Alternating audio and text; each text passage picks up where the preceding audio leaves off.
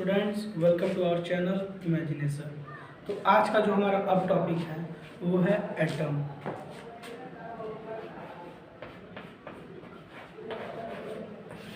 हिंदी में इसे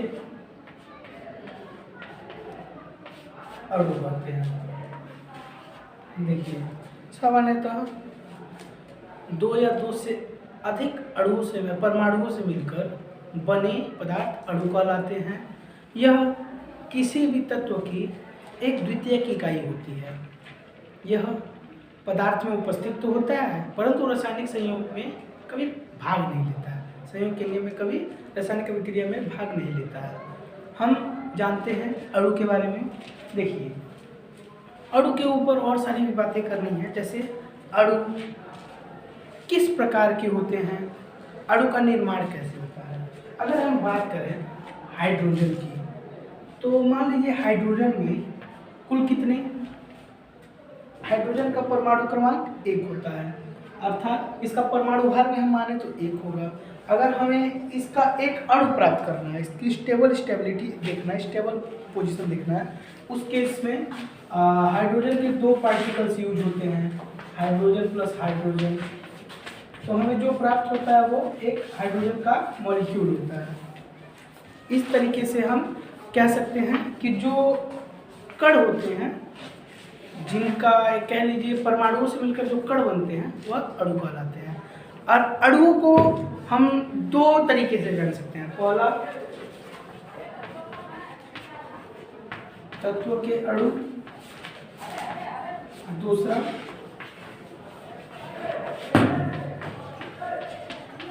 यौगिक के अणु।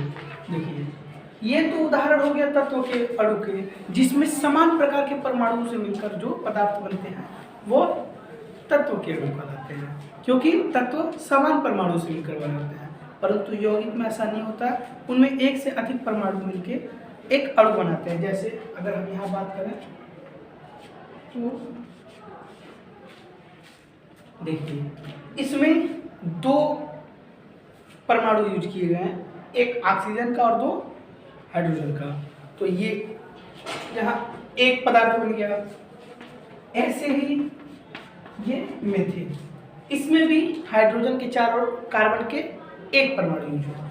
इस तरीके से हम अणु का निर्माण करते हैं, और अणु की परिभाषा आपको प्रारंभ में बताई जा चुकी है, आप चाहे तो नोट डाउन कर सकते हैं। आगे हम लोग देखते हैं कि परमाणुओं के अणुओं की व्यवस्था को किस प्रकार से विभाजित किया गया है, किस प्रकार से वर्गीकृत किया गया है। परमाणुओं के अणुओं में परमाणुओं की उपस्थिति के आधार पर उनको 4 या 5 प्रकार से हम कह सकते हैं विभाजित कर सकते हैं। जैसे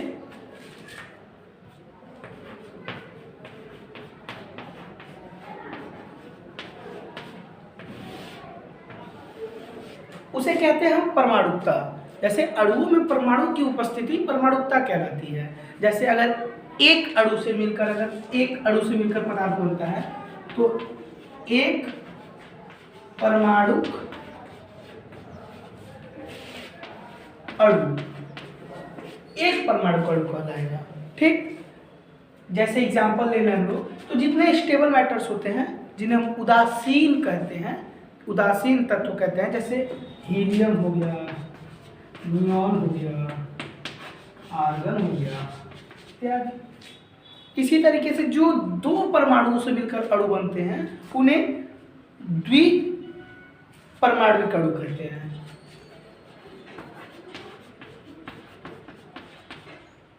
परमाणु अणु, इनका एग्जाम्पल देखना है तो सीधी सी बात है, हम हाइड्रोजन को ले सकते हैं जो स्टेबल पोजीशन में जो हमारे एटमॉस्फेयर में घूमता रहता है। इसका एग्जाम्पल दे सकते हैं। इनमें 2 परमाणुओं से मिलकर ये अणु बना है, इसके साथ ही हम ETC लगाते हैं।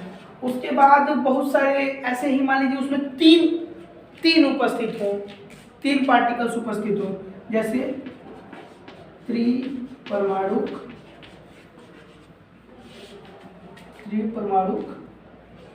अणु। इसके लिए उदाहरण हम देख सकते हैं H2O को। ठीक। इसके जैसे जिसमें देखिए 3 परमाणु यूज किए गए हैं, ऐसे ही हम लोग जो है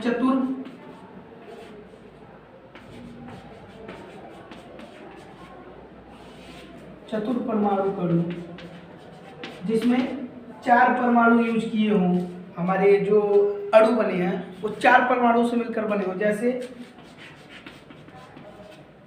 अमोनिया NH3।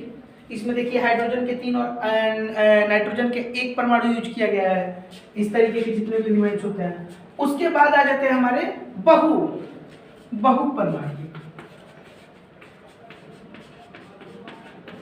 परमाणु अणु। इसके एग्जाम्पल में हम लोग बात कर सकते हैं, जैसे मीथेन हो गया हमारा, और हम कह सकते हैं और भी जैसे S8 हो गया, सल्फर 8 हो गया, कुछ ऐसे करके और सारे एग्जाम्पल्स ले सकते हैं हम लोग इत्यादि etc। तो यह थी परमाणुकता। इसके पहले वाले वीडियो में हमने देखा था कि कैसे हम पदार्थों के द्रव्यमान से उसके द्रव्यमान अनुपात ज्ञात करते थे, और अब हम ये सीखेंगे कि हम कैसे किसी द्रव्यमान अनुपात से उनकी वास्तविक मात्रा का ज्ञान कर सकते हैं कि किस संबंध में उनका संयोजन हुआ है। चलिए इसके ऊपर देखते हैं। मान लीजिए हम कोई इक्वेशन ले लेते हैं, जैसे नाइट्रोजन एंड हाइड्रोजन, इनका जो है कोऑर्डिनेट है क्या है 14×3 है। ओके, समझ में आया। हम नॉर्मली जान रहे हैं कि इनका संबंध क्या है 14:3। ठीक, हम इससे इनकी वास्तविक मात्रा का ज्ञान करेंगे। कैसे करेंगे, तो हम देखते हैं नाइट्रोजन का एटॉमिक नंबर 7 होता है, एटॉमिक वेट 14 होता है। ठीक, हाइड्रोजन का एटॉमिक नंबर 1 होता है और एटॉमिक वेट भी 1 होता है। अब इसको सॉल्व करेंगे, यहाँ हमें 1 मिला, यहाँ हमें 3 मिला। अब इनको ही इनकी नंबर्स हम दे सकते हैं, जैसे n = 1, H = 3। नॉर्मल इक्वेशन है, आप चाहें तो आप 2-3 एग्जांपल्स देख के इसको रिवाइज करके इसको अच्छे तरीके से समझ सकते हैं। देखिए, अब अगर हम इसको आपस में संयोग कराते हैं तो हमें प्राप्त होता है अमोनिया। ठीक, आपको क्लियर हुआ? अगर ना क्लियर हुआ तो एक आज एग्जाम्पल इसी फार्मूला पे आप करके और उसको एग्जाम्पल के थ्रू समझ के आप चाहें तो इसको अच्छे तरीके से क्लियर कर सकते हैं। अगला टॉपिक है हमारा आयन। तो अब हमारा जो टॉपिक था, अगला टॉपिक वो है आयन। आयन मतलब एक तरीके से कह लीजिए आवेश होता है। मान लीजिए हमारे पास कोई सा भी पदार्थ है, एक्सेट्रा, कोई सा भी पदार्थ हो, ABC, कोई सा भी पदार्थ है, वो सामान्य अवस्था में है, अर्थात वह उदासीन है। मतलब मान लीजिए कि हमारे पास कोई पार्टिकल है तो उसमें जितने इलेक्ट्रॉन्स के पार्टिकल्स हैं उतने ही प्रोटॉन के पार्टिकल्स भी होंगे। ठीक, जितने इलेक्ट्रॉन्स के पार्टिकल्स हैं उतने ही प्रोटॉन के पार्टिकल्स होंगे। और हमें पता है कि जो हमारा प्रोटॉन होता है वो प्लस चार्ज होता है और इलेक्ट्रॉन जो होता है वो माइनस चार्ज होता है। मतलब इलेक्ट्रॉन ऋणावेशित होता है, प्रोटॉन धनावेशित होता है। इस तरीके से हम ऐसा कह सकते हैं कि अगर हम इसके से इलेक्ट्रॉन निकाल लेते हैं, मान लीजिए हम इसमें से इलेक्ट्रॉन निकाल लेते हैं, तो इसमें से जब इलेक्ट्रॉन निकलेगा मतलब ऋणावेश निकलेगा तो क्या बचेगा, धनावेश बचेगा, अर्थात यह कण धनावेशित हो जाएगा। तो हम ऐसा कह सकते हैं कि धनावेशित, जैसे कि आयन है, जब किन्हीं पदार्थों से इलेक्ट्रॉन निकाल लिए जाए या इलेक्ट्रॉन डाल दिए जाए तो उनके जो पहले के आवेश का कण था उदासीन थे तो उनमें आवेश उत्पन्न हो जाता है। अगर उनमें से इलेक्ट्रॉन निकल जाएगा तो धनावेशित हो जाएंगे, और अगर उनमें इलेक्ट्रॉन डाल दिया जाए अलग से तो ऋणावेशित हो जाएंगे। किस तरीके से, अगर यहाँ से मैं इलेक्ट्रॉन को निकालता हूँ तो केवल प्रोटॉन बचेगा, तो वो धनावेशित होता है, इसीलिए वह धनावेश उत्पन्न करेगा, अर्थात हमारा जो कण है वह धनावेशित हो जाएगा। और अगर मैं इस पे एक और इलेक्ट्रॉन डाल देता हूँ तो इलेक्ट्रॉन ऋणावेशित होता है, यहाँ पे इलेक्ट्रॉन की मात्रा बढ़ जाएगी, अर्थात प्रोटॉन की मात्रा कम हो जाएगी, धनावेश कम हो जाएगा, ऋणावेश ज्यादा हो जाएगा। इस तरीके से हमारा जो कण है वो ऋणावेशित हो जाएगा। तो इस तरीके से हम कह सकते हैं कि आयन के आधार पे 2 तरीके के पदार्थ होते हैं, एक धनावेशित पदार्थ होता है, एक ऋणावेशित पदार्थ होता है। तो धनायन क्या होता है, मान लीजिए एग्जाम्पल के थ्रू, वे पदार्थ जिनसे इलेक्ट्रॉन निकल चुके होते हैं या जिनसे इलेक्ट्रॉन निकल जाते हैं, नॉर्मली कह लीजिए क्लोरीन है, क्लोरीन भी उदासीन है, लेकिन अगर हम क्लोरीन से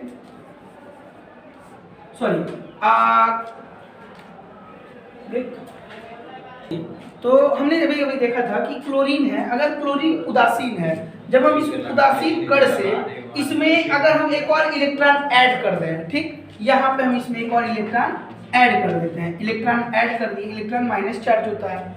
अब जब हम यहाँ पे एक इलेक्ट्रॉन इसमें ऐड कर देंगे तो यह इलेक्ट्रॉन यहाँ जाके इसके ऊपर क्या चार्ज जनरेट करेगा, माइनस का चार्ज जनरेट करेगा, ठीक। अब देखिए, अब इसके एक और एग्जांपल में हम चले जाते हैं सोडियम के। सोडियम उदासीन है, अगर हम इसमें से एक इलेक्ट्रॉन निकाल दें, अर्थात इसमें से एक इलेक्ट्रॉन बाहर निकाल रहा है, तो उसके अंदर पॉजिटिविटी बचेगी, अर्थात इसके ऊपर चार्ज क्या हो जाएगा, प्लस का चार्ज रहेगा, अगर इसमें से एक इलेक्ट्रॉन हम निकाल दें, ठीक। तो इससे जो इलेक्ट्रॉन निकल रहा है, इससे जो इलेक्ट्रॉन निकल रहा है एक, वो अगर क्लोरीन में जाके जुट जाए तो इनके बीच की एक बॉन्ड क्रिएट होगी, जिससे हमें NaCl पार्टिकल प्राप्त होगा। ये सोडियम क्लोराइड है, नमक का पार्टिकल होता है, ये हमें प्राप्त हो जाएगा, ठीक। इसी के जैसे मान लीजिए हम और सारे भी उदाहरण देख सकते हैं, जैसे देखिए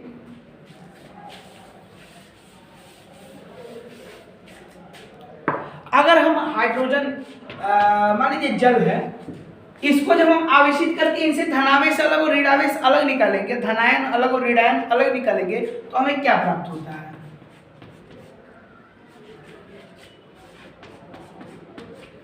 देखिए आपके सामने हाइड्रोजन प्लस और हाइड्रोक्साइड माइनस में है। क्यों?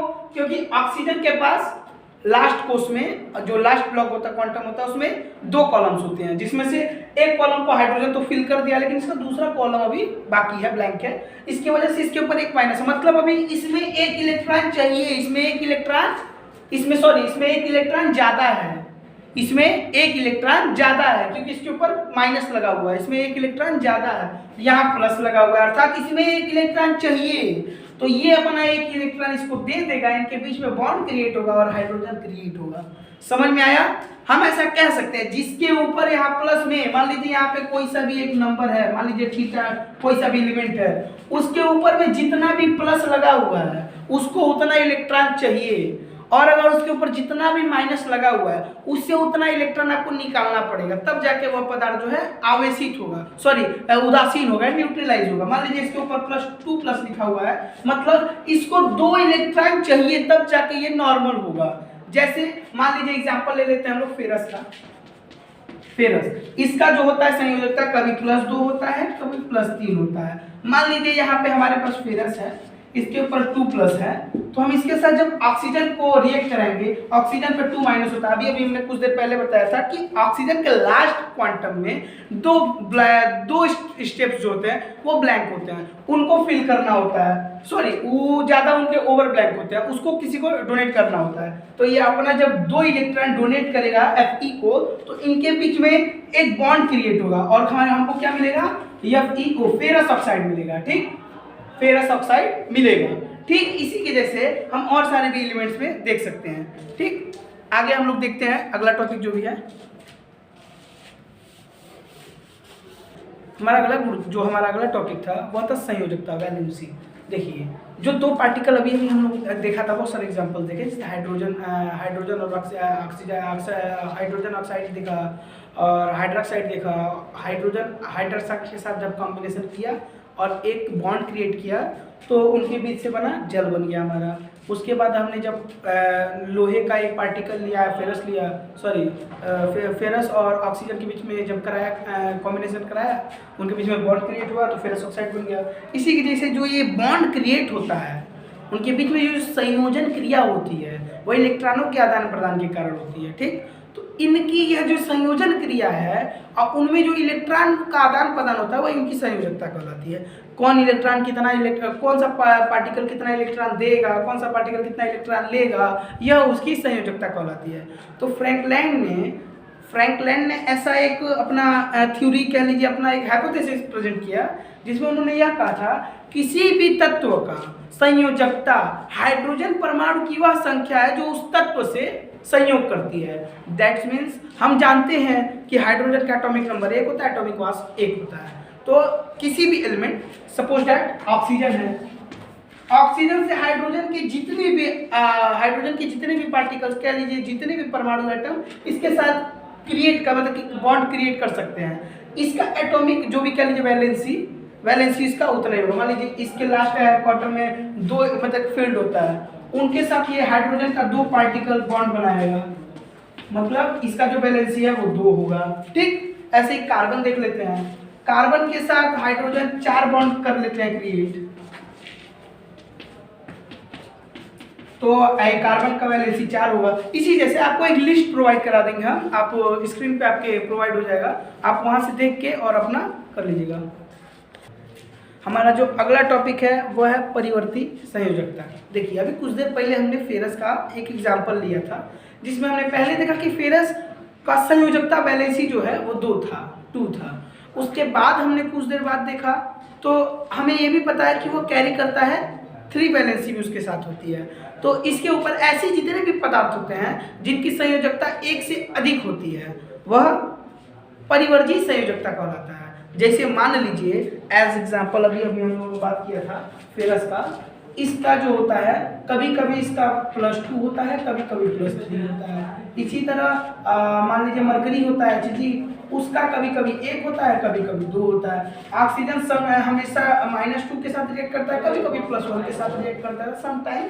और उसके बाद इसी तरह मान लीजिए कार्बन होता है, कभी +4 के साथ रिएक्ट करता है, कभी -4 के साथ रिएक्ट करता है। ऐसे जिनकी 1 से अधिक संयोजकता होती है वह परिवर्जी संयोजकताएं कहलाती हैं। ठीक, अब आगे हम देखते हैं धनावेशित और ऋणावेशित के आधार पर तत्वों की जो होती है वो संयोजकता वगैरह के आधार पर तत्वों का कह लीजिए एक तरीके से कि अम्ल है कि क्षार है, उसका भी गुण कुछ समय पर प्रदर्शित होता है। जैसे मान लीजिए यदि पदार्थ धनावेशित है, वह धनायनित है, उस पर धनायन है, तो वह क्षारीय होगा। और अगर वह ऋणायन है, ऋणावेशित पदार्थ है, उसके ऊपर माइनस चार्ज है, तब वह अम्लीय पदार्थ होगा। इसको लेके आपके स्क्रीन पे एक कह लीजिए कि फोटो वगैरह शो होगा अभी कुछ देर में, आप उसे देख लेंगे और चाहे तो नोट डाउन कर लेंगे। ठीक, अगला जो टॉपिक है हमारा रासायनिक सूत्र लिखना। रासायनिक सूत्र लिखने का भी तरीका होता है। जैसे रासायनिक सूत्र मतलब उनके अणुओं के संयोजन के पश्चात जो उनके बीच जो बॉन्डिंग हुई है, उनके बॉन्डिंग में क्या रिलेशन है, इन सारे चीज़ को हम संकेतों के माध्यम से लिखते हैं, वो कहते हैं रासायनिक सूत्र लिखना। जैसे मान लीजिए हम कोई सा भी लिख सकते हैं, कोई सा भी पार्टिकल लिखेंगे, कुछ भी लिखेंगे, हम क्या लिखते हैं, लिखने का तरीका देखिए। सबसे पहले हमें तो परमाणु क्रमांक उसका पता होना चाहिए, परमाणुओं की संख्या पता होना चाहिए, कितना परमाणु संख्या, हम कितना परमाणु उसका इस्तेमाल कर रहे हैं। ठीक, मान लीजिए आगे देखिए लिखते क्या है, हमेशा धनावेशित कण को आगे और ऋणावेशित कण को पीछे लिखते हैं और इनको एक क्रॉस पोजीशन में लिखते हैं। मान लीजिए हमारे पास 2 पार्टिकल्स है, एक Na प्लस Cl माइनस। ठीक, तो इनके इस प्रकार लिखेंगे कि ये प्लस वाला हम पहले लिखेंगे, Cl को जो माइनस वाले को बाद में लिखेंगे। ठीक, इस तरीके से हम इसे सॉल्व कर सकते हैं। और भी देख लेंगे एग्जाम्पल, Fe+2 +3 कर लीजिए, पिछली बार हमने +2 का एग्जाम्पल लिया था, और ऑक्सीजन -2। अगर हम इसका बॉन्ड करते हैं, ऊपर वाले को हटा दीजिए, ऊपर वाला Eg है, नीचे वाले को ही ध्यान दीजिए। अगर हम इसको अगर कह लीजिए हम लोग इसके बीच में रिलेशन कराते हैं, इसके बीच में अगर हम लोग बॉन्ड क्रिएट कराते हैं, क्या होगा। सबसे पहले हमें पता है कि पहले हम क्या लिखेंगे, पहले वाले जो प्लस पार्टिकल है उसे लिखेंगे, प्लस पार्टिकल लिख लिए। फिर हम क्या करेंगे, माइनस वाले पार्टिकल क्या जो एलिमेंट है उसको लिखेंगे। यहाँ हमने माइनस पार्टिकल के एलिमेंट को लिख दिया। तो उसके बाद जो है प्लस पार्टिकल के ऊपर जो चार्ज है वो माइनस पार्टिकल वाले के नीचे चला जाएगा दाईं तरफ, और जो माइनस पार्टिकल जो है, जो ऋण कह लीजिए माइनस चार्ज वाला पार्टिकल है, उसके ऊपर का माइनस चार्ज प्लस चार्ज वाले पार्टिकल के नीचे दाईं तरफ आके फिक्स हो जाएगा। देखिए कैसे, यहाँ पे ऑक्सीजन के ऊपर -2 है, यहाँ से 2 पुट करेंगे हम और यहाँ पे लाके फिल कर देंगे, और यहाँ पे फेरस के ऊपर या जो आयरन के ऊपर जो +3 है उसमें से 3 पुट करेंगे, यहाँ ऑक्सीजन को फ्री यहाँ लाके कर देंगे। ये हमने रासायनिक सूत्र लिखना सीख लिया। अभी मैंने जितने भी लाइन बाय लाइन जो भी टॉपिक्स बताया था, जो प्रोसेस बताया था, इसको आप लाइन बाय लाइन हमारा वापस से रिपीट करके वीडियो और सुनकर नोट डाउन कर लेंगे कि कैसे हमें रासायनिक सूत्र लिखना है। पहला नियम धनावेशित कण हमेशा आगे लिखा जाता है। दूसरा नियम, ऋणावेशित कण को हमेशा धनावेशित के पश्चात लिखते हैं। तीसरा और बहुत अहम नियम कह सकते हैं कि इनमें एक विगर्त नियम लगता है। विगर्त नियम बोले तो इसके जो प्लस पार्टिकल के ऊपर का जितना भी चार्ज है वो नेगेटिव पार्टिकल के नीचे, और नेगेटिव पार्टिकल के ऊपर जितना भी चार्ज है वो प्लस पार्टिकल के नीचे आके फिक्स हो जाता है। इसे विगर्त नियम कहते हैं रसायन में। ठीक, तो इस तरीके से हम अपना जो भी है रासायनिक सूत्र वह लिख सकते हैं। आगे देखिए, तो अभी हमने जितना भी चीज़ पढ़ा इसके बारे में आपको आपके स्क्रीन पे कुछ वीडियो जो है जो फुटेजेस हैं वो आपके स्क्रीन पे शो होंगे। आप उसे देख के अच्छी तरीके से समझ लेंगे। हमारा जो अगला टॉपिक है वो है आणविक द्रव्यमान। ठीक ना, इसे कहते हैं मॉलिक्यूलर वेट। ठीक, अगला टॉपिक है वो है मॉलिक्यूलर मास। ठीक, आणविक द्रव्यमान। इसमें देखिए हम क्या करते हैं, किसी भी तत्व का आणविक द्रव्यमान उसमें संगठित परमाणुओं के कुल द्रव्यमानों के कुल योग को उस पदार्थ का आणविक द्रव्यमान कहते हैं। उदाहरण के लिए हम समझ सकते हैं, जैसे मान लीजिए कि हमारे पास जल है। अब अगर हम जल का आणविक द्रव्यमान निकालें तो हमें पता है हाइड्रोजन में कितने पार्टिकल यूज हुए हैं, हाइड्रोजन एंड ऑक्सीजन। ओके, तो हाइड्रोजन का जो परमाणु भार होता है कितना होता है, 1। ऑक्सीजन का परमाणु भार कितना होता है, 16। ऑक्सीजन के कितने पार्टिकल यूज हुए हैं, 2। ऑक्सीजन के कितने पार्टिकल यूज हुए हैं, 1। तो टोटल वैल्यू ऑफ हाइड्रोजन कितना हो गया, 2। टोटल वैल्यू ऑफ ऑक्सीजन कितना हो गया, 16। दोनों को हम ऐड कर देंगे, फाइनल वैल्यू कितना मिल गया, 18। हम इसे AMU लिखते हैं और वर्तमान समय में इसको केवल U लिखा जा रहा है। ठीक, वर्तमान समय में केवल U लिखा जा रहा है। आप जो चाहें वो कर सकते हैं, जो भी मन करे वो लिखें। वैसे फिलहाल AMU ज़्यादा सूटेबल लगता है। ठीक, इसी तरह हम एक और एग्जाम्पल देख लेते हैं, NaCl का। ठीक, NaCl तो हमें सीरियसली पता है, यहाँ पे हमारे पास सोडियम का कितना पार्टिकल है, 1। क्लोरीन का कितना पार्टिकल है, 1। ठीक, तो अब हम क्या करेंगे, यहाँ इंटू कर लेते हैं दोनों में। अब सोडियम का परमाणु भार कितना होता है, 23। क्लोरीन का परमाणु भार कितना होता है, 35.5। अब दोनों को हम ऐड कर लेंगे, कितना हो जाएगा, 0.5 लिख लेते हैं पहले, ये तो वेरिएबल चेंज होगा नहीं। 3 5 8 और 3 2 5,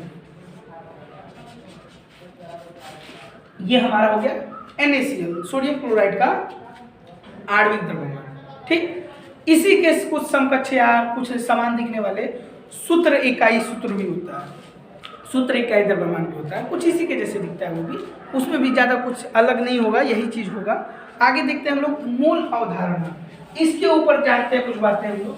मोल अवधारणा क्या होती है, मोल अवधारणा के ऊपर सर्वप्रथम किसी ने अगर कुछ कहा था तो वो थे बर्जीलियस। बर्जीलियस ने बताया था कि निश्चित ताप एवं दाब पर एक निश्चित क्षेत्र में उपस्थित परमाणुओं की संख्या सदैव समान होती है। लेकिन उन्हीं के शिष्य ने जब उन्होंने यह नियम बताया था उसके ठीक 2 साल बाद एवोगेद्रो नाम के उनके शिष्य ने ऐसा बताया कि नहीं, ऐसा नहीं होता है। समान ताप तथा दाब पर एक निश्चित आयतन में उपस्थित अणुओं की संख्या सदैव समान होती है। उसी पे आधारित यह मूल अवधारणा भी है। जैसे किसी तत्व, कह लीजिए एक तरीके से हमने जो परमाणु द्रव्यमान निकालने के लिए कार्बन 12 का समस्थानिक यूज किया था, कार्बन 12 समस्थानिक के 12 ग्राम में उपस्थित परमाणुओं की कुल संख्या 1 मोल कहलाती है। ठीक, लेकिन वास्तव में कितना परमाणु उपस्थित होता है कार्बन 12 के 12 ग्राम में, ऐसा देख लेते हैं हम लोग कि कार्बन 12 समस्थानिक के 12 ग्राम में उपस्थित जितने कण हैं, पार्टिकल्स हैं, वह 1 मोल कहलाते हैं। लेकिन 1 मोल में पार्टिकल्स होते कितने हैं वो देखते हैं हम लोग। तो 1 मोल में टोटल पार्टिकल्स हम देखेंगे, 1 मोल में टोटल पार्टिकल्स कितने हो जाएंगे, कुछ पार्टिकल्स देख लेते हैं हम लोग। उसमें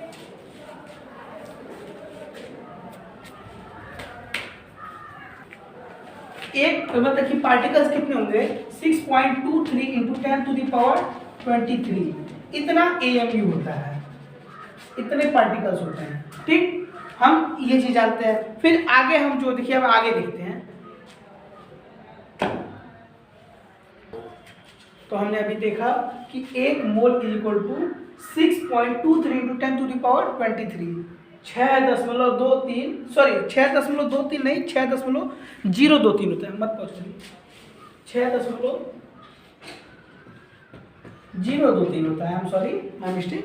अब देखिए, मान लीजिए अगर हम किसी भी पदार्थ का हमें मोल ज्ञात करना है कि मोलों की संख्या कितनी है, तो हम नॉर्मली एक यहाँ फार्मूला लिख लेते हैं कि मोलों की संख्या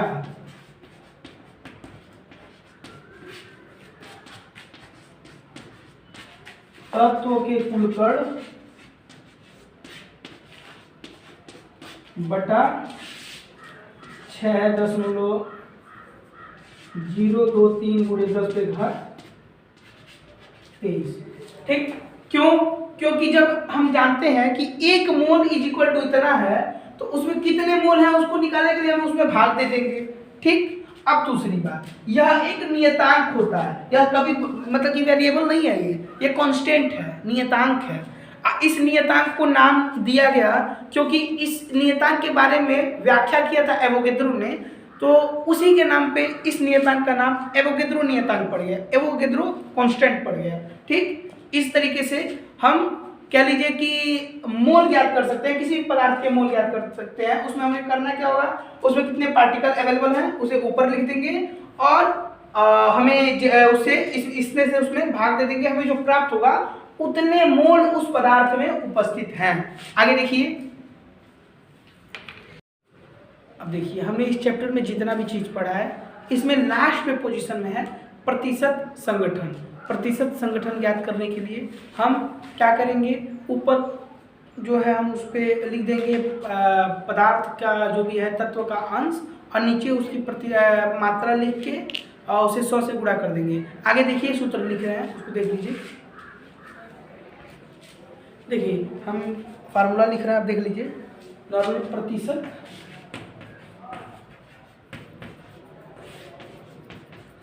संगठन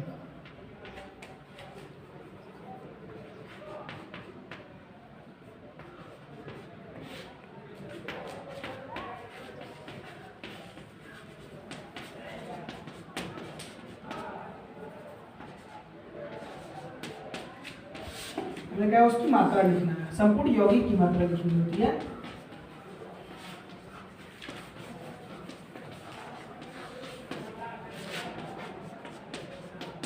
इसकी प्रतिशतता निकालनी है तो हम इसे 100 कर देंगे, जो भी प्राप्त होगा प्रतिशत संगठन का आ जाएगा। इस तरीके से आपका ये चैप्टर खत्म होता है। अगर आपको कोई से भी परेशानी होती है तो ग्रुप में आप क्वेश्चन सेंड कर सकते हैं, और आपके इस क्वेश्चन के लास्ट में आपको कुछ फुटेजेस हम इसमें ऐड कर देंगे, जो कि 1 से 30 तक के एटॉमिक नंबर के जितने भी एलिमेंट्स हैं उनके एटॉमिक मास पर, मतलब कि परमाणु भार कह लीजिए, परमाणु द्रव्यमान, परमाणु क्रमांक और कुछ वैसे ही संबंधी चीजें हैं जिसे आप अपने नोटबुक में, फेयर नोटबुक में उसे नोट डाउन कर लेंगे और उसे याद भी कर लेंगे।